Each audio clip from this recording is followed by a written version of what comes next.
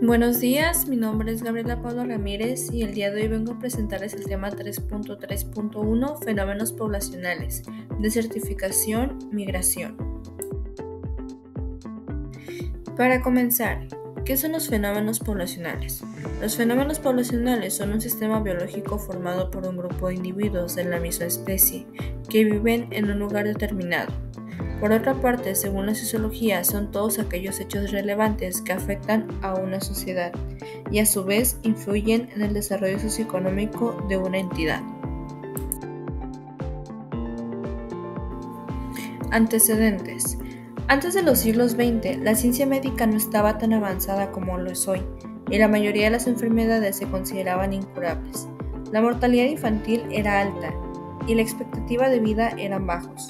La gente no vivía tanto tiempo porque la medicina no podía protegerlos.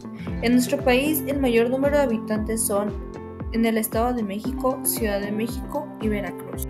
A partir de la Revolución Industrial en Europa, la esperanza de vida comenzó a aumentar y la mortalidad infantil comenzó a disminuir. Una estadística revela que el 74.5% de los niños murieron antes de los 5 años, en Inglaterra en 1730 y 1749.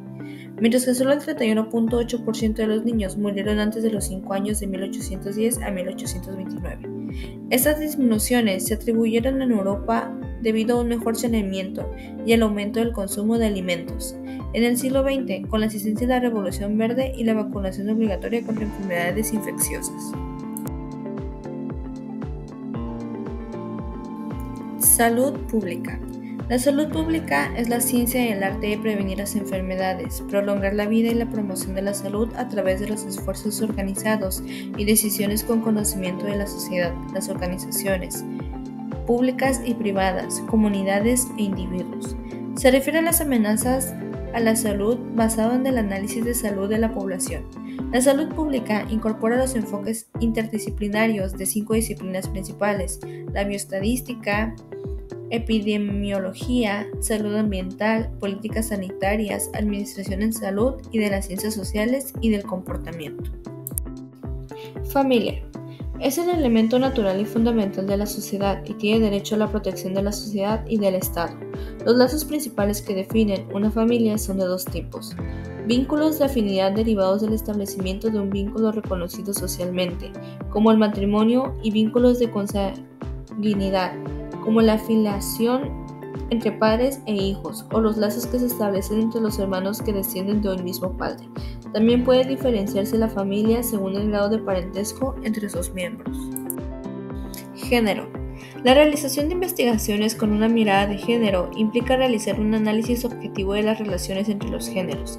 Por tanto, aplicar este enfoque significa identificar, entre otros asuntos, las necesidades específicas de hombres y mujeres, las brechas existentes entre hombres y mujeres en cuanto al acceso y control de los recursos y las posibilidades de desarrollo en general, y las posibilidades para apoyar el desarrollo de habilidades y de acciones afirmativas para el adelanto de las mujeres. Indicadores demográficos. Estos son variables que nos ayudan a señalar características o fenómenos de la población, es decir, registros cuantitativos. Empezamos con el indicador demográfico de la natalidad. Este es el número de nacimientos que se registran por cada 1000 habitantes de la población total en un lugar y cierto periodo. Tasa de mortalidad infantil. Esta es el número de defunciones ocurridas entre los niños menores de 1 año de edad por 1000 nacidos vivos en un año determinado. Tasa de mortalidad postnatal. Este es el número de defunciones de niños menores de 28 días en un año, determinado por 1000 nacidos vivos en ese año. Y la tasa de mortalidad postnatal, que es el número de defunciones de niños de 28 días a 1 año de edad por cada 1000 nacidos vivos en un año determinado. Entre las principales causas de muerte en menores tenemos la prematuridad, las infecciones respiratorias agudas, enfermedades diarreicas agudas, hemorragia intracraneal, malformación congénita, sangrado gastrointestinal y la desnutrición. Morbilidad. Esto se refiere a las enfermedades que se presentan con mayor frecuencia en cada región o país. Por ejemplo, en naciones de desarrollo predominan padecimientos como tifoidea, sarampión y poliomielitis. Crecimiento anual. Este es el promedio porcentual anual del cambio en el número de habitantes, como resultado de un superávit o déficit de nacimientos y muertes, y el balance de los migrantes que entran y salen de un país. El porcentaje puede ser positivo o negativo. Durante el año 2005 a 2010, la tasa de crecimiento de México fue de 1.8%. Densidad de población. En este se obtiene la población total de una localidad entre el área en kilómetro cuadrado. Esperanza de vida. Se refiere al número de años en promedio que puede llegar a vivir una persona, dependiendo del lugar y momento de su nacimiento. Toma como variables los servicios de salud, hábitos de higiene, alimentación, contaminación ambiental, seguridad pública, entre otros.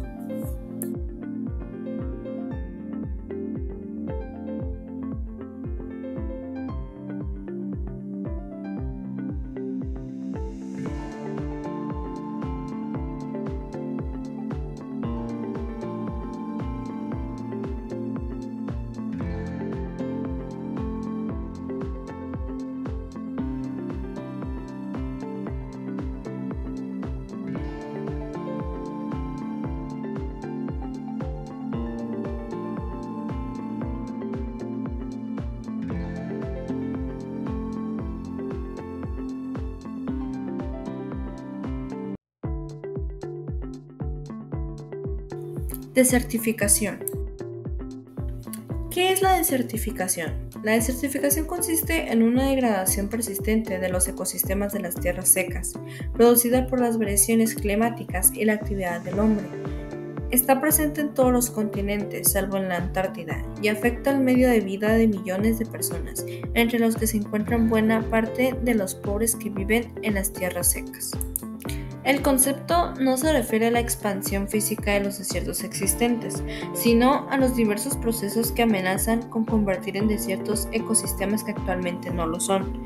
Las actividades humanas, como la deforestación y la sobreexplotación de los acuíferos, entre otras, aceleran la desertificación. A esto hay que sumar los efectos del cambio climático, también impulsado por el ser humano, y la destrucción que provoca en forma de fenómenos meteorológicos extremos como sequías, huracanes, incendios, entre otros. Según la ONU, cada año desaparecen más de 24 millones de toneladas de suelo fértil. De hecho, hoy en día 2/3 de la Tierra están inmersos en un proceso de desertificación, y de no tomar medidas, en 2050 se perderán 1.5 millones de kilómetros cuadrados de tierras agrícolas, una superficie equivalente a toda la tierra cultivable de la India, que son esenciales para mantener la biodiversidad y alimentar a las poblaciones. Causas. Las principales actividades humanas que impulsan la desertificación son la deforestación, cuyas causas van más allá de la mera tala de árboles, que incrementa el riesgo de incendios, entre otros. Las malas prácticas agrícolas, desde cosechas sin rotación a suelos desprotegidos o al uso de fertilizantes y plaguicidas químicos, entre otros. La sobreexplotación de recursos naturales como consecuencia, por ejemplo, de una gestión irresponsable de la vegetación o del agua. Y las malas prácticas ganaderas, como el sobrepastoreo, que erosionan gravemente la tierra e impiden la regeneración de la vegetación. Consecuencias de la desertificación. Las tierras áridas cubren aproximadamente la mitad de la superficie terrestre, libre de hielo, y muchas de ellas pertenecen a los países más pobres del mundo, a lo que agrava las consecuencias de la pérdida de biodiversidad al empeorar las condiciones de vida de muchas especies, la inseguridad alimentaria por la pérdida de cosechas o la disminución de sus rendimientos, la pérdida de la cubierta vegetal y, por tanto, de alimento para el ganado y el ser humano, el aumento del riesgo de aparición de enfermedades zoonóticas como el COVID-19, la pérdida de masa forestal con la correspondiente escasez de recursos madereros, y la disminución de las reservas de agua potable por la pérdida de acuíferos.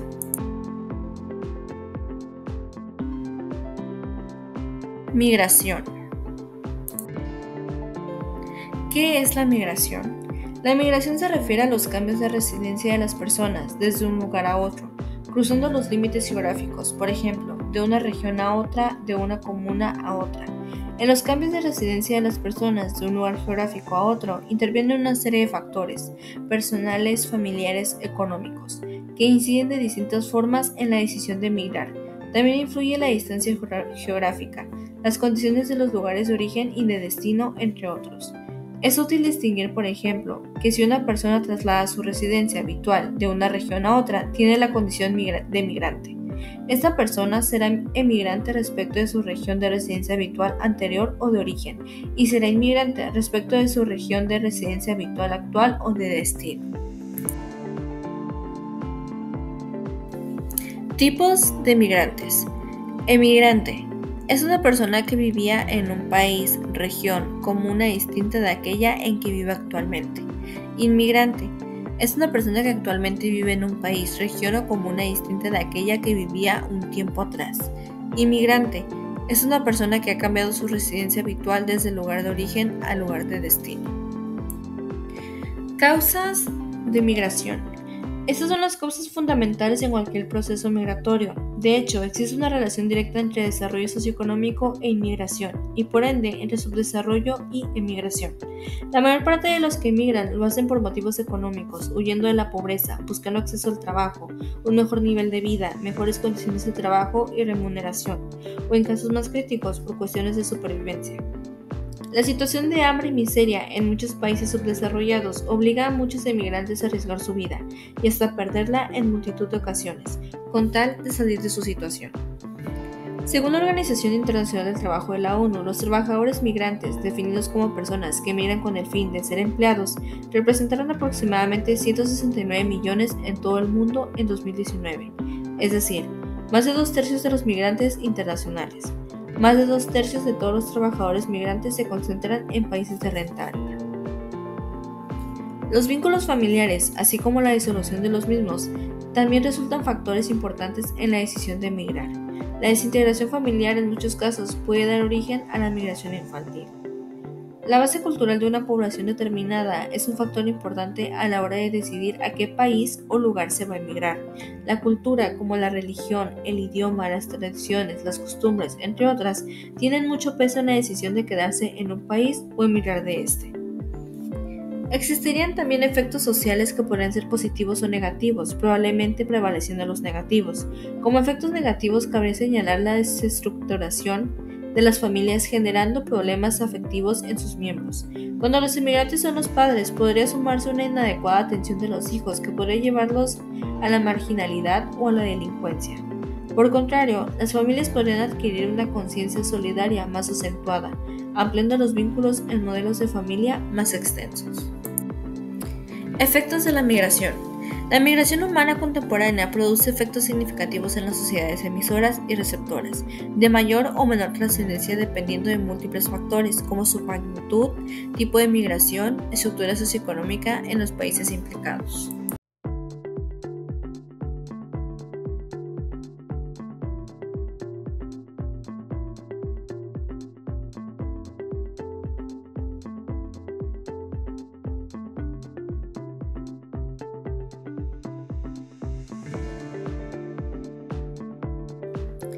Por mi parte, esto ha sido todo. Espero que la exposición haya sido de su agrado y sin nada más que decir, muchas gracias por su atención.